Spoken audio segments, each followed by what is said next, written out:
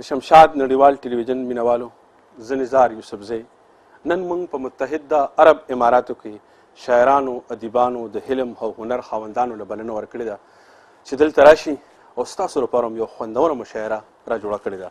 نه هغه رڼې سترګې نه باڼه وینو تیاره ده، نه هغه رڼې سترګې نه باڼه وینو تیاره ده، بې زړه نه یو خو څه وکړو موږ څه وینو تیاره ده. بس اورو چې په ښار کې د اسونو باچایي ده، بس اورو چې په ښار کې د اسونو باچایي ده، په سترګو نه اسونه نه سواره وینو تیاره ده. او په دې کوڅو کې هسې غوړېدلې سترګې ګرځو، په دې کوڅو کې هسې غوړېدلې سترګې ګرځو، د یار د بڼو سوري پکې نه وینو تیاره ده.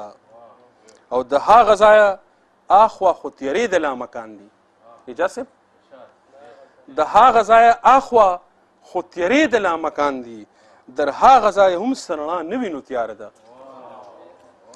په دې شعرونو باندې خپل ډېر خوږ ډېر ګران او ډېر ښه ملګري عبدالله شاه ژوندون نه بلنه ورکوم چې موږ په خپل کلام باندې ونمانځو. مننه.